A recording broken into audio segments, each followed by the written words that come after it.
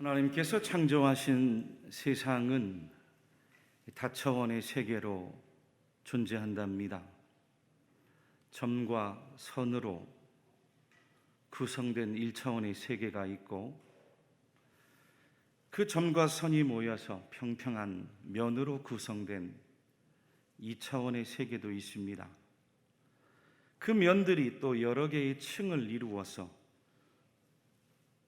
입체와 공간을 이룬 3차원의 세계가 있죠. 우리가 지금 눈으로 보고 접촉하며 거하고 있는 것이 바로 3차원의 세상인 줄로 믿습니다. 그런데 지금으로부터 약 100년 전에 독일 태생의 한 천재적인 이론 물리학자가 만물에는 4차원의 세계도 있음을 밝혀낸 것입니다. 그동안 절대적인 불변으로 생각했던 시간과 공간의 이 3차원의 세계가 빛의 속도에서는 시간도 느려지고 공간도 짧아지는 아주 놀라운 과학적인 발명이었어요. 여러분, 사람들이 절대로 변하지 않는다고 생각했던 우리가 경험하고 속해 있는 이 3차원의 시공간의 세계가 절대적이지가 않습니다. 속도와 질량에 따라서 시간도 상대적이고 공간도 상대적이에요. 알버트 아인슈타인 박사의 아주 유명한 상대성 이론이죠. 이 아인슈타인 박사의 100년 전 이론이 얼마 전 세계 과학자들이 힘을 합쳐서 우주의 사진 한 장을 어렵게 찍는 데 성공을 했습니다. 그리고 그 이론을 증명해낸 거죠. 사진을 한 장 볼까요? 저 사진은 우주에 있는 블랙홀입니다. 저 블랙홀은 빛까지도 흡수해버리는 엄청난 중력 때문에 저 블랙홀 주변의 공간이 휘어진다는 거예요. 시간도 휘어집니다. 즉 지구에서의 약 50년의 시간이 저 블랙홀 주변에선 단 1시간밖에 지나지 않는 시간이 늘어져 가는 거죠. 조금 어렵습니까? 무슨 뜻이냐면, 오늘 우리가 눈으로 보고 몸으로 접촉하고 살아가는 이 3차원의 시공간도 다 참된 것은 아니다. 할렐루야. 하나님께서 만드신 만물에는 시간도 공간도 다른 4차원의 세계가 있음을 오늘날 현대과학이 증명해내고 있는 거예요. 지금 과학자들은 그 4차원도 넘어서 또 다른 고차원, 5차원, 6차원의 또 다른 세계가 있음을 추론해내고 있어요. 과거에는 이 과학과 종교가 서로 양립할 수 없었는데, 지금은 현대과학이 발전을 해나가면서 상호간에 이제는 하나가 되어 조화를 이루고 도움을 주고 융합을 해나가는 시대입니다. 오늘 우리가 읽은 성경도 우리가 몸담고 사는 이 3차원의 시공간을 초월한 엘리사 선지의 기적과 같은 이야기죠. 엘리사가 어떻게 해서 그 놀라운 고차원의 비범한 영적인 삶을 살 수 있는지, 이 코로나 위기의 시대에 하나님께서 여러분들에게 주시는 믿음과 지혜와 하나님의 음성을 듣기를 축복합니다. 첫째는 무엇을 듣느냐입니다. 지난 열왕기하 6장에서 이 아람 군대가 이스라엘을 치러 들어왔을 때에 하나님께서 엘리사 선지를 통해 그들의 눈을 어둡게 했어요. 그리고는 오히려 사마리아 성 한가운데로 이끌고 와서는 이스라엘 왕 여호람으로 하여금 원수를 갚을 수 있는 좋은 찬스, 절호의 기회를 가지게 한 겁니다. 그런데 엘리사는 여호람 왕에게 칼을 쓰지 말라, 칼을 빼는 대신에 떡과 물을 그들에게 주어서 먹게 했습니다. 음식을 베풀어 주고 다시 그들이 사는 고국 땅으로 잘 돌아가도록 환대해 준 거죠. 세상에서 만난 아람이란 두려움의 눈이 하나님 앞에 깨어 기도하는 영적인 눈으로 변하니 원수까지도 환대하는 눈으로 바뀌어서 이스라엘 땅에는 평안의 시대가 찾아왔습니다. 그럼에도 불구하고 여호람과 백성들이 하나님 앞에서 정신을 차리지 못하고 있어요. 잠시 평안이 찾아오자 또 우상을 숭배하고 방탕한 생활을 반복하는 그 악습을 떨쳐버리지 못하는 거예요. 결국 회개치 않고 죄에서 돌이키지 않는 그들에게 하나님 다시 아람 군대를 보내시고 그 사마리아 성을 둘러싸게 했습니다. 엘리사 선지도 침묵하고 있었어요. 성 안에는 심한 기근이 몰려왔고 백성들끼리 먹을 양식이 떨어지고 굶어 죽게 되자 서로의 자식을 삶아 먹는 비참한 상황이 벌어진 겁니다.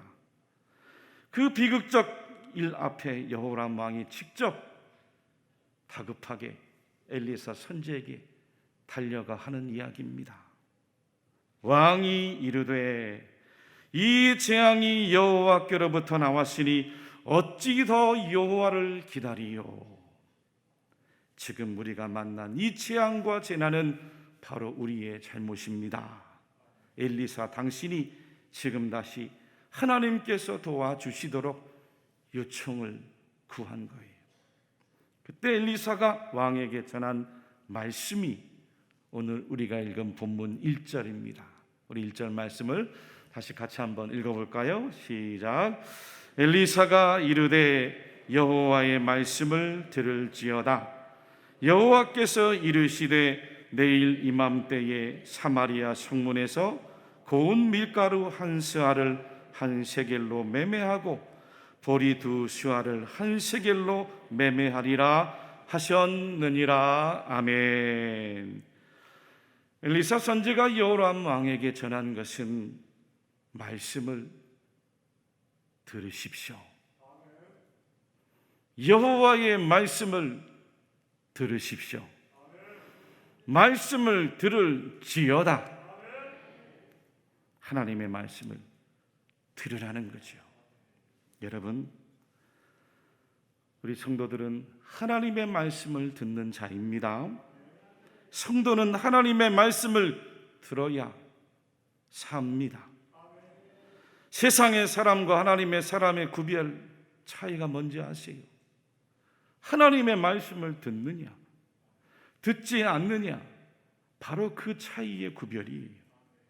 세상의 사람들은 세상에 돌아가는 이야기에 귀를 기울이고 한 주간 살아가는 거예요. 세상 뉴스, 세상 소문, 사람들이 하는 이런저런 이야기, 정치 이야기, 주식 부동산 이야기, 자극적인 범죄 이야기, 시시콜콜한 연예인 오락 잡기 이야기, 그것도 모자라서 남의 허물을 이야기하고 뒷담화하며 사람들이 하는 이야기에 귀를 기울이고 사는 사람들이 바로 세상 사람들이. 그런데 저와 여러분은 어떻습니까? 하나님의 사람들은 하나님의 말씀을 듣습니다. 오늘 이 예배의 자리에 나온 것도 하나님의 말씀을 듣기 위해 나와 있는 겁니다. 여러분들은 한 주간 무엇을 듣고 살아오셨습니까? 성도가 하나님 말씀 듣지 않으면 세상 사람들과 아무런 차이가 없어요. 말씀을 들어야 능력이 임하고 말씀을 들어야 삶이 변화가 일어나는 거예요. 주일의 말씀뿐 아니라 수요일에도 나와 말씀을 듣고 금요 심야 기도에도 나와 말씀을 들어야 됩니다. 그렇게 해도 한 주간 듣는 말씀이 얼마나 짧습니까? 새벽에도 나와 매일매일 하루의 첫 시간을 하나님의 말씀을 듣고 살아가야 그 말씀이 여러분들의 생각과 마음과 의지를 지배해서 하나님 뜻대로 살아갈 줄로 믿습니다. 요한복음 1장 1절 말씀에 태초에 말씀이 계시니라. 지난 수요 예배 때 요한복음을 강의하는데 첫 시간 이 1절 말씀 가지고 말씀을 전했어요. 그 말씀을 준비하면서 얼마나 은혜를 많이 받았는지, 태초에 만물이 생성하기 전에 하나님의 말씀이 계시니라. 말씀이 먼저 선제해 우리에게 찾아온 줄로 믿습니다. 그 말씀이 창조요 곧 하나님이시라고 했어요. 다른 모든 것들이 다 없다 할지라도 말씀이 계시니라. 그 말씀이 여러분들의 인생의 참 위로와 구원과 능력인 줄로 믿으시기 바랍니다. 그 말씀이 여러분들의 인생을 날마다 창조하고 살려내는 능력인 줄로 믿으시기 바랍니다. 자신을 둘러싼 그 아람 군사들의 위기에도, 먹을 양식이 없어서 기근에 빠져있는 그 위기에도 우리의 가정을 살리고 우리의 자녀를 살리고 여러분들의 앞길과 일터를 살리는 능력은 세상 사람들이 주고받는 이야기가 아니라 바로 하나님의 말씀인 것입니다. 아무리 코로나가 창궐하고 미래가 깜깜하고 불투명하고 비록 우리를 가로막는 원수가 우리를 절망적이게 한다 할지라도 하나님의 말씀을 들을지어다. 말씀을 들을지어다. 오늘 우리에게 전해주고 있는 것입니다. 시편 119편 50절에 보니 시인이 이렇게 기도했습니다. 이 말씀은 나의 고난 중에 위로라. 주의 말씀이 나를 살리셨기 때문이다. 할렐루야. 사람이 무엇을 듣느냐에 따라서 인생이 바뀌죠. 좋은 이야기, 긍정적인 이야기를 들으면 좋은 인생이 되죠. 늘 부정적인 이야기를 듣고 낙심하는 이야기를 들으면, 거짓말하는 이야기를 들으면, 늘 욕하는 이야기 들으면 그렇게 인생이 흘러가는 거예요. 듣는 대로 살아갑니다. 가정에서 부모가 서로 욕하고 원망하고 남 헐뜯고 비난하는 소리를 해보세요. 자녀에게 넌 뭘 해도 안 돼, 낙심시키고 낭망하는 소리, 부정하는 소리, 늘 한숨 짓는 소리만 들어보세요. 그런 자녀들, 가정에서 함께 찬양하는 소리가 나오고 할렐루야, 기도하는 소리가 늘 끊임없고 함께 말씀 읽는 소리가, 믿음 안에 서로 격려하고 칭찬하고 위로하는 소리가 넘쳐나는 가정의 자녀들 어떻습니까? 그래도 아빠는 널 믿어. 실패해도 괜찮아. 힘내. 넌 하나님의 자녀야. 할 수 있어. 여보 힘내요. 우리 함께 기도해요. 이런 이야기를 듣고 자라온 아이들과는 그 삶을 맞이하고 살아가는 태도와 자세가 다른 거죠. 남을 대하는 자세도 다르고 자기를 바라보는 자상도 다른 거예요. 비록 고난과 어려움이 닥쳐와도 항상 긍정적인 마음으로 리더십을 가지는 겁니다.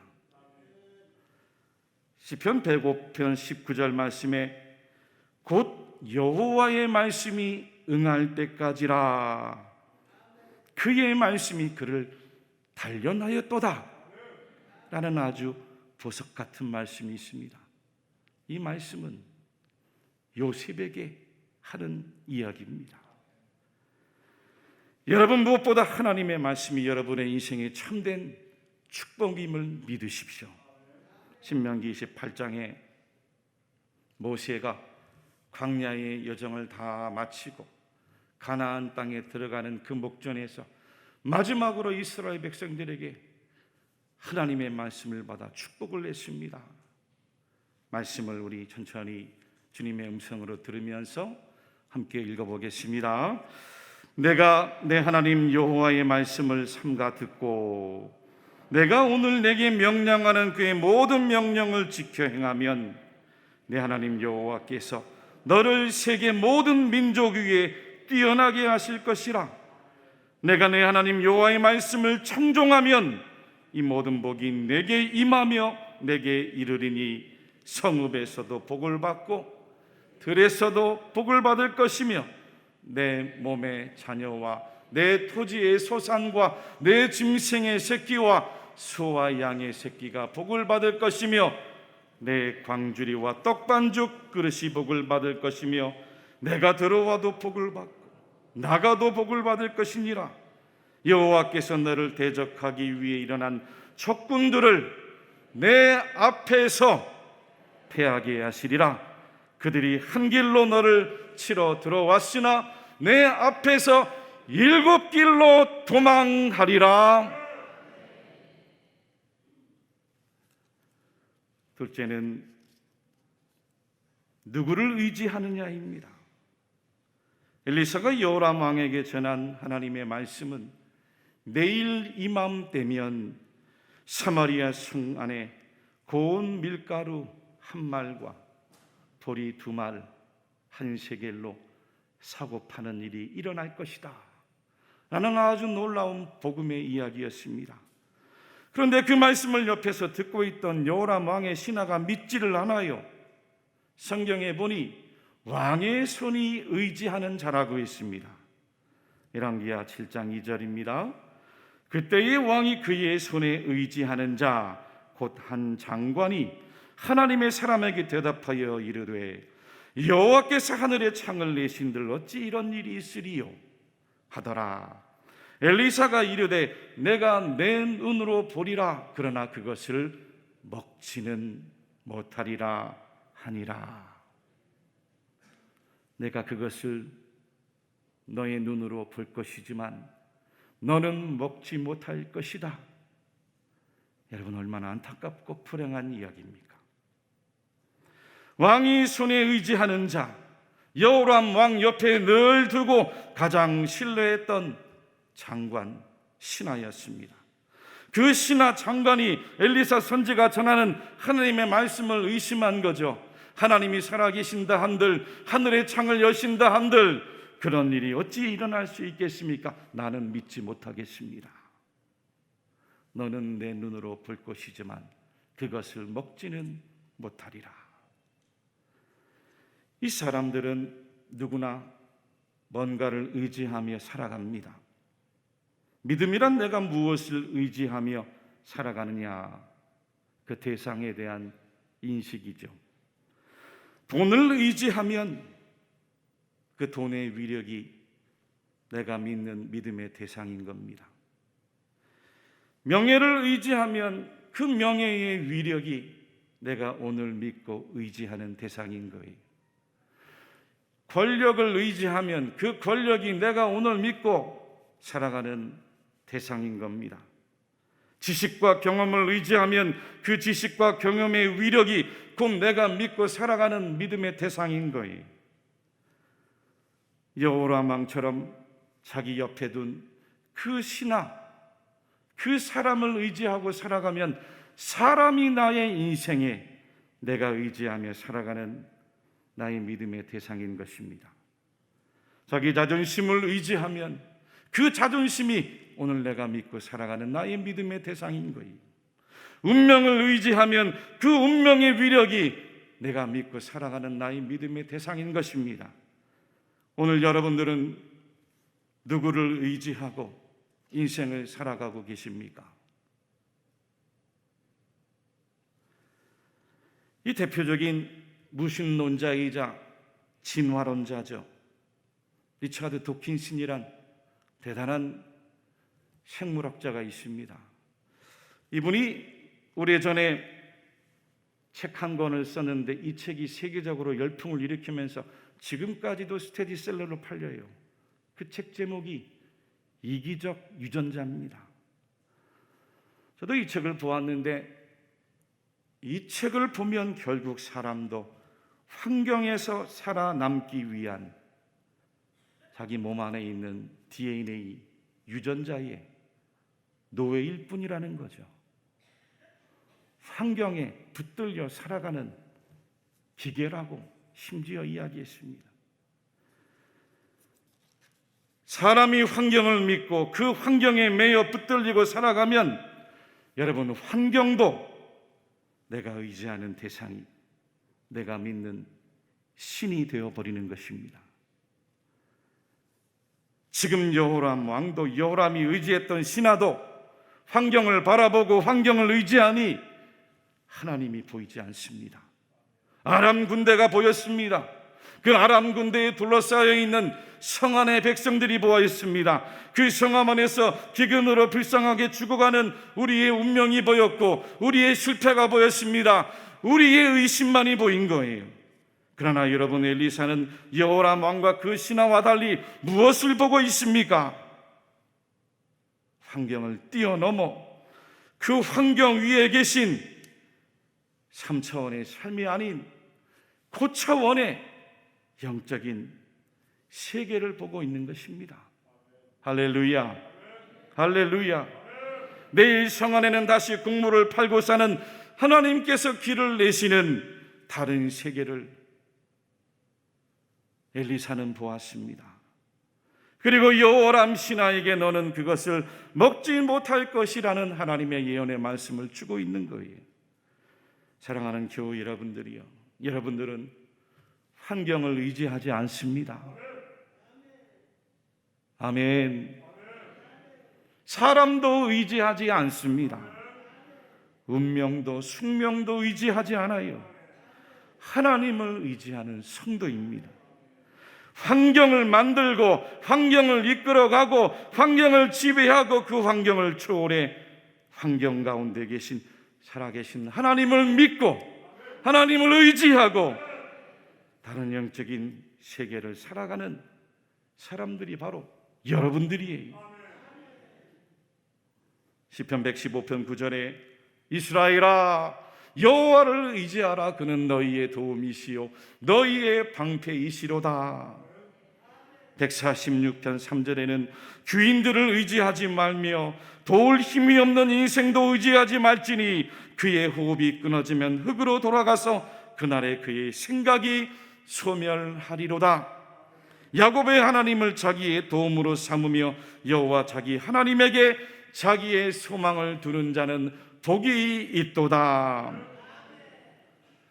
하나님을 의지하며 살아가시기를 축복합니다.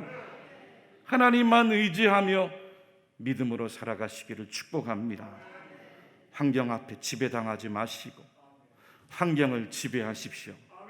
하나님께서 여러분들을 다른 새로운 삶으로 초대하시고 이끌어 가실 줄로 믿으십시오. 마지막으로 어떻게 사느냐의 문제가 있습니다. 이 엘리사 선지 하나님 말씀에 응답을 받는데 참 아이러니하게 이 하나님의 응답을 받는 사람이 누군지 아십니까? 여호람 왕이 아니었어요. 여호람의 옆에서 의지하던 그 신뢰하는 똑똑한 장관도 아닙니다. 나병 환자들이었어요. 나병에 걸려서 평생을 비참하게 불쌍하게 살아가는 성문 밖의 약자들입니다. 실패자들이었어요. 소외자들이었어요. 우리 3절 4절 말씀을 함께 한 목소리로 읽어보겠습니다. 성문 어귀에 나병 환자 4사람이 있더니 그 친구에게 서로 말하되 우리가 어찌하여 여기 앉아서 죽기를 기다리랴. 만일 우리가 성읍으로 가자고 말한다면 성읍에는 굶주림이 있으니 우리가 거기서 죽을 것이요 만일 우리가 여기서 머무르면 역시 우리가 죽을 것이라. 그런즉 우리가 가서 아람 군대에게 항복하자. 그들이 우리를 살려두면 살 것이요 우리를 죽이면 죽을 것이니라 하고.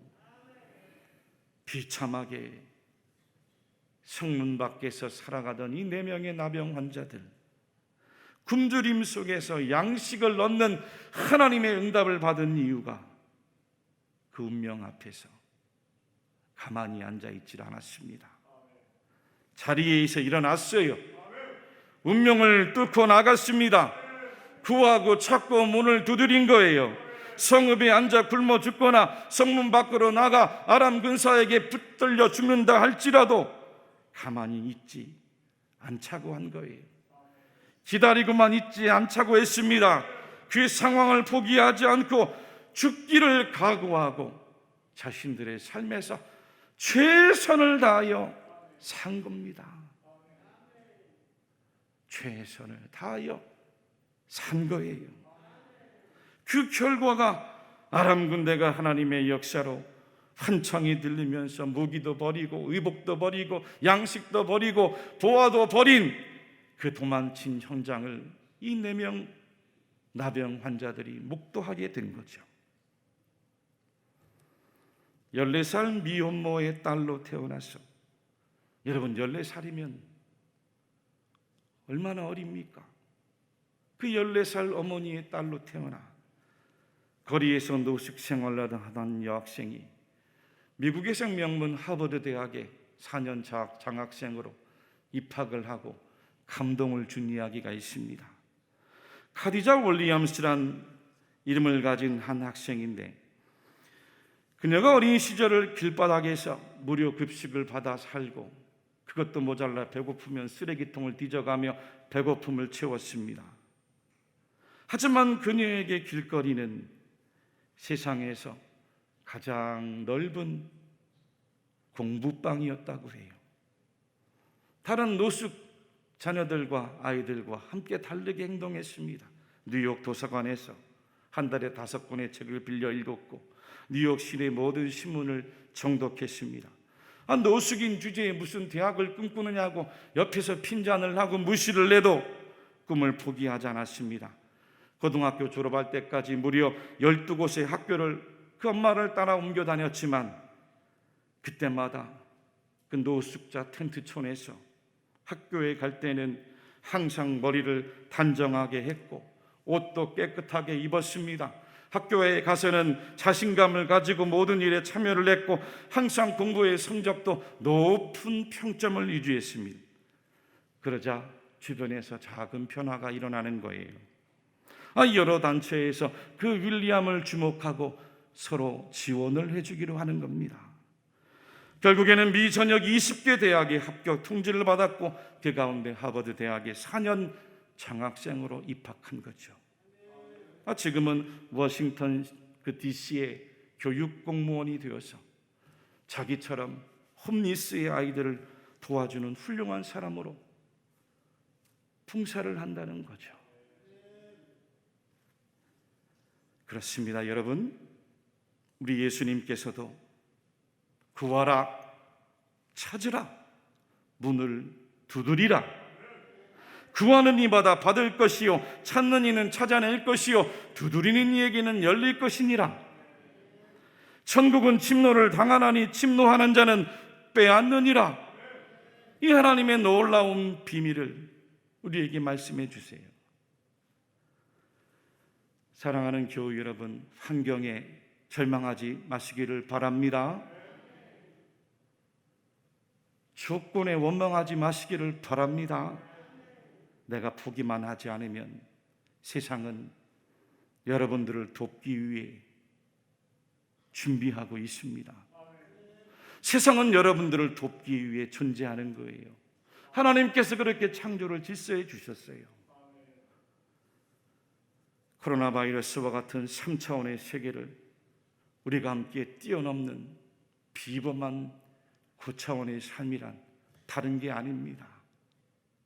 내가 오늘 무엇을 듣고 있는지, 내가 오늘 누구를 의지하는지, 내가 오늘 어떻게 나의 삶을 살아가고 있는지 되돌아보시기를 바랍니다.